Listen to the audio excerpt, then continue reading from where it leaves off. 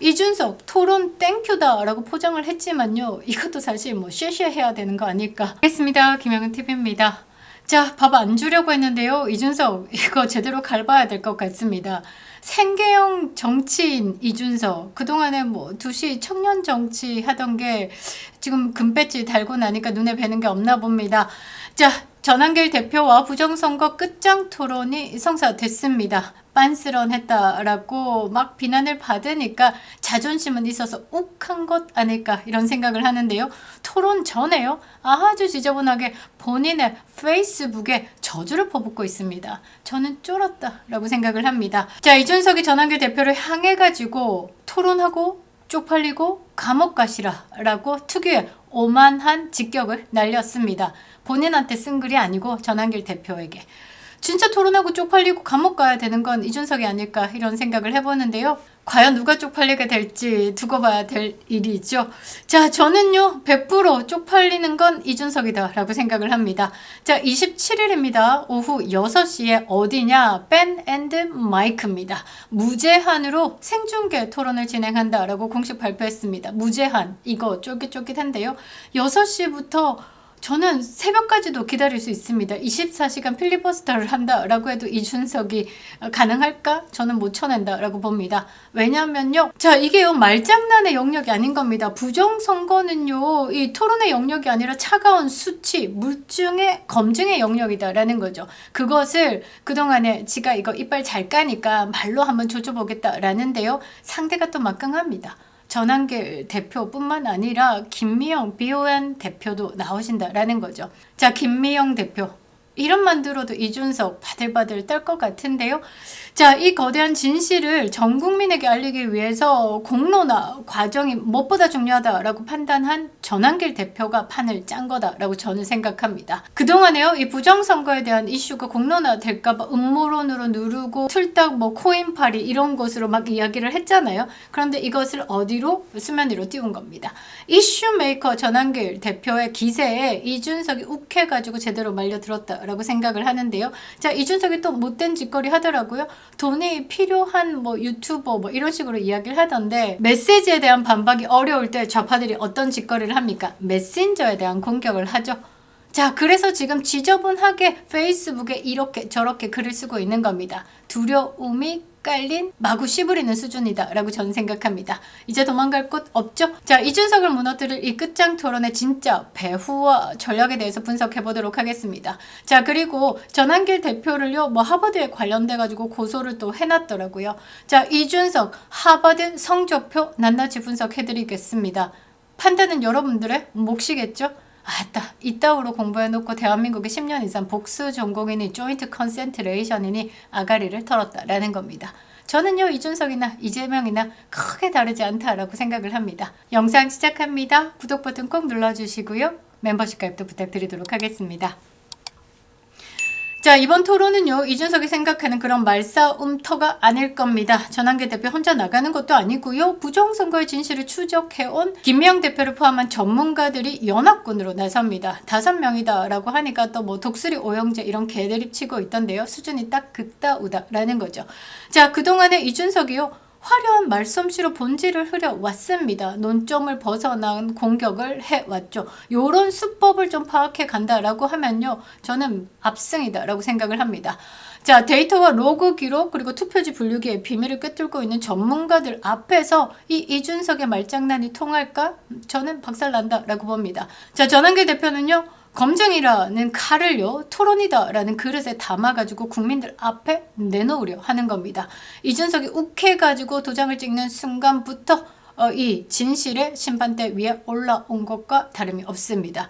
자, 이준석 대응 보면요 참 이건 뭐라고 해야 되나, 모지래도 이럴까 싶을 정도인데요. 자, 부정선거의 과학적 데이터에 대해서는 입도 뻥끗 못합니다. 메신저에 대한 공격 들어옵니다. 돌연 하버드 추천서 성상납 얘기를 꺼내면서 전한길 대표를 형사 고소했습니다. 메시지 반박할 힘이 없으니까 메신저를 공격해가지고 어떻게 판을 흐리겠다라는 전형적인 드럽은 수법을 쓰고 있는 겁니다. 자, 그런데 이번에 상대 잘못 골랐죠. 주저리 뭐 노무현 대통령 당선인 아니었네, 그래서 추천서를 교장 선생님한테 받았네 만에 하는데요. SAT 1440점 그러니까 미국의 주립대 정도 갈 실력으로 하버드에 들어갔다라는 거죠. 자, 조민이 1600점 만점의 SAT로 계산해 봤을 때 이준석보다 훨씬 공부를 잘했다라는 겁니다. 자, 그리고 하버드에 가서 복수 전공을 했다라고 하는데요. 성적표 공개하면 끝날 일을 이래 거짓말 저래 거짓말 조인트 컨센트레이션이니 어쩌고 저쩌고. 자, 3번의 공보물에요. 이준석이가 하버드 학력에 대해서 경제학 슬래시 컴퓨터 사이언스 학사 졸업이다라고 이야기를 했고요. 4년 노무현 장학금을 받았다라고 얘기했는데 갑자기 조인트 컨센트레이션으로 복합 전공이니 복수 전공이니 어쩌고 저쩌고 씨부리고 있습니다. 자, 여러분들에게 가장 쉽게 설명하는 게요. 저기 어디 아프리카 제3국에서 온 아가 대통령 장학금 받고 와가지고 서울대 들어가가지고 서울대 법대랑 서울대 의대랑 4년에 졸업했다라고 그 졸업장 하나 들고 자기 나라 들어가가지고 두시 청년 하는 거랑 똑같다라고 말씀을 드렸죠. 우리가 바보냐? 라고 묻지 않을 수가 없죠. 그러니까 이런 거 상대하는 시간이 아까워가지고 그동안 대응을 안 했던 건데요. 또 고소 고발 남발하면서 사람 괴롭히기 시작하니까 요거는 제대로 팩트로 조져야 하는 겁니다. 자, 하버드 성적표에 찍힌 전공과 이수 과목들 분석하면요. 이 이준석이 말한 화려한 학력의 실체가 그대로 드러납니다. 자, 사진 한번 보겠습니다. 자, 1학년 딱 과목 수업 화려합니다. 자, 첫 번째 Concept of Leadership, 리더십에 대한 개념이고요. 자, 두 번째 Theoretical Linear Algebra, 이론 선대형 수학 정도. 자, 그 다음에 정치학 입문 배웠고요. 이 세 번째는 Intro to Expository Writing입니다. 뭐냐? 글쓰기다라는 거죠.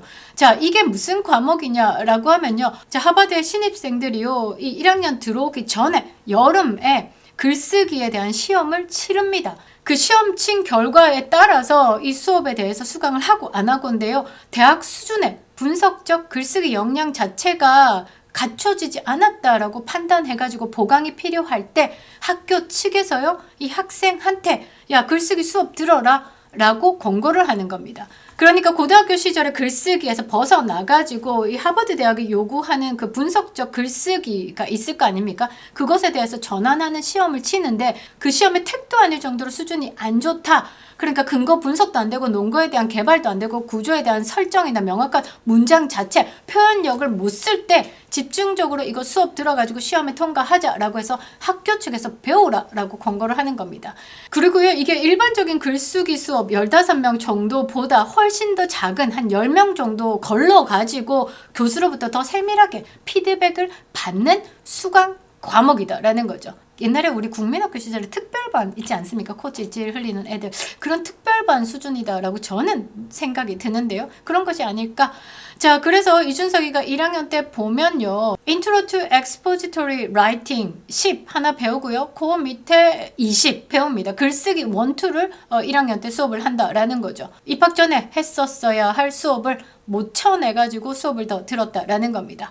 자, 그리고요, 이거 있습니다. The Two Koreas. 한국에 대한 한국사를 배웠다라는 겁니다. 자, 그리고 컴사, 인문 컴퓨터 사이언스에 대해서 좀 배우고요. 자, Multivariable Calculus, 다변수 미적분학 배우고요. 그 밑에 유전학 하나 배웁니다. 자, 1학년 때 수업 들어보니까 좀 뭐라고 해야 되나? 워밍업이다라고 보기에는 좀 한참 모자란 수업이다라는 거죠. 아니, 한국사를 여기 가서 왜 듣는지 묻지 않을 수가 없습니다. 글쓰기 1, 2. 자, 1학년은 그렇다 칩시다. 자, 하버드인데도 그냥 그렇다 칩시다. 자, 2학년 넘어가겠습니다.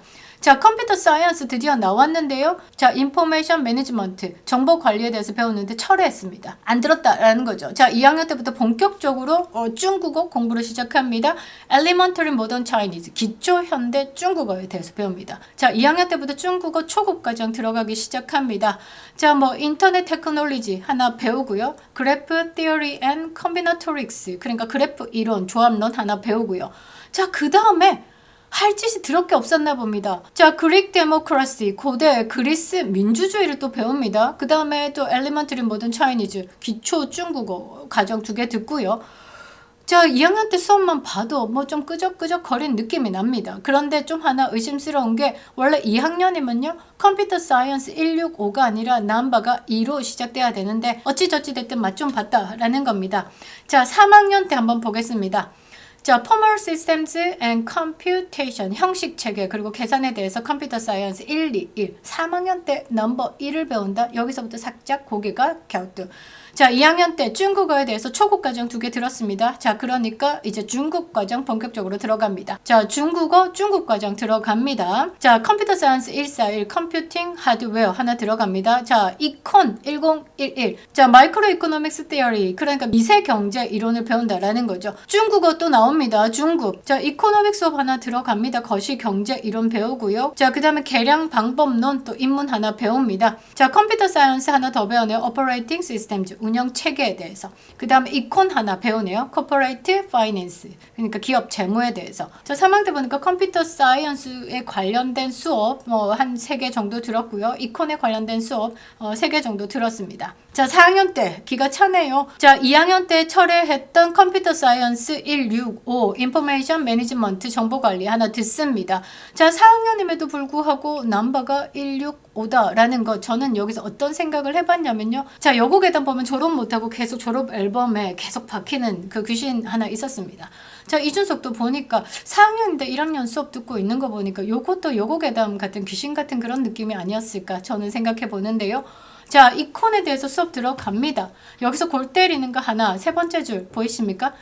The Japanese Woodblock Print, 문화센터가 아닌가. 일본 목판화 수업 들어갑니다. 자, 그 다음에 이제 초급 과정, 중급 과정 들었으니까 이제 고급 과정으로 올라갔네요. Advanced Modern Chinese, 고급 중국어 들어갑니다. 자, 그리고 컴퓨터 사이언스에 관한 거 Supervised Reading and Research, 이거 지도교수하고 글 읽고 그냥 뭐 연구하겠다라는 수업인데 보통 논문을 한다라든지 하면 수업을 듣는 겁니다. 자, 그런데 컴퓨터 사이언스, 경제학 뭐 들었다 그래 많이 쳐줘도 졸업은요 뜬금없는 뭐 지하철 논문을 썼더라고요. 자, 이 부분에 대해서도 제가 영상에 담은 게 있습니다. 자, 공자학 듣습니다. 그 다음에 고급 중국어 또 듣고요. 자, 더 Chinese Literati, 이게 뭡니까? 중국의 또 뭐 4대 불원 같은 거다라고 보시면 되겠죠. 자, 4학년 때 한국도 4학년 되면요 힘든데, 자, 하버드 컬리지에서 4학년 때 얼굴에 뭐 우단바라 필 정도로 공부를 하죠. 그런데 이준석은 보시면 일본 목판화도 수업하고요, 중국어 고급 과정 2개 듣고요, 심지어 공자학과 중국 문인에 대해서 수업을 또 듣는다라는 겁니다. 가서 뭐 했나? 이 정도 중국에 심취할 것 같으면 하버드가 아니라 저 북경대를 가야 되는 거 아닐까라고 생각을 하는데요. 자, 이제는 여러분들이 판단을 하실 수 있겠죠. 자, 토탈 들어가지고 32과목 중에 16개 과목이요 교양입니다. 그리고 나머지 16개 과목 뭐 전공을 했다, 복수 전공이다, 그래 복수 전공 아니고 조인트 컨센트레이션이다 라고 얘기하는데요. 경제학 관련돼 가지고 꼴랑 5개 수업 듣고요. 자, 전공이다 라고 씨부린 컴퓨터 사이언스 과목 7개 듣고요. 자, 중국에 관련된 초급, 중급, 고급 과정, 그리고 공자학, 심지어 4대 불원까지 중국에 심지어서 8과목을 듣습니다. 한국사, 글쓰기 1, 2 이따고 공부할 거면서 하버드에 왜 가는지 묻지 않을 수가 없다라는 거죠. 남들을요 고소로 입을 막으려 들지 말고요, 본인의 성적표 까면서 검증을 받는 게 순서가 아닐까라고 생각을 합니다. 이준석의 거짓 인생이 한 방에 드러날 시간이 다가오고 있는데요. 그동안 이준석을 둘러싼 의혹들이 끊이지 않는 이유는 뭘까? 단 한 번도 투명하게 해소되지 않았기 때문입니다. 자, 성상납 사건요. 자, 그거 검찰이요 무혐의 낸 거 아닙니다. 사건 자체를 없앴다라는 거죠. 강신합 변호사께서요 항고해가지고 현재 서울 고검에서 항소 심리가 진행 중입니다. 아직 끝나지 않은 사건이다라는 거죠. 자, 하버드 합격 사기 의혹도 마찬가지입니다. 저를요 전략적 봉쇄 소송으로 고소고발 남발했습니다. 1억 내기 토론하자라면서 언론에 장난질을 했지만요 결국 다 무혐의입니다. 이제는 제가 이준석을 향해서 던질 무고죄 고소만 남아있는 상황이죠. 자, 트럼프 대통령은요 최근에 중국발 부정선거 그것에 가담한 5개 국가까지 거론하면서 반드시 기소하겠다라고 천명했습니다. 중국에서 자유로울 수 있을까? 자, 이준석이요 전환길 대표와 또 함께 하시는 여러 대표들의 팩트 앞에서 민낯이 낱낱이 드러날 겁니다. 자, 이준석 토론 땡큐다 라고 포장을 했지만요 이것도 사실 뭐 쉐쉐해야 되는 거 아닐까. 자, 중국발 부정선거 의혹 앞에 이준석의 화려한 말장난이 언제까지 통할지 지켜보겠습니다. 부정선거 없다라고 발악하는 사람들의 공통점이 뭐냐? 그거는요, 하나같이 윤석열 대통령에 대해서 절연을 외치고 있다라는 거죠. 이준석이나 김재섭이나 김용태나 한동훈이나, 자, 이것들 참으로 웃긴 짜장들입니다. 왜 이것들이요 윤석열 대통령을 밀어내려고 했는지, 국회 안에서는요 한동훈이가 비상경무 불법이다라고 외쳤고요, 국회 밖에서는요 이준석이 이건 내란이야 라고 외쳤습니다. 그 끝엔 무엇이 숨어 있는지 국민들은 이미 파악을 했다라는 거죠. 부정선거 척결, 윤 어게인, 그리고 한미 혈맹 사수, 이 진실을 지키는 투쟁에 여러분들과 함께 하겠습니다. 구독과 좋아요 꼭 눌러주시기 바랍니다. 자유 우파를 살리는 길 함께 해주시기 부탁드리겠습니다. 김영은 TV였습니다.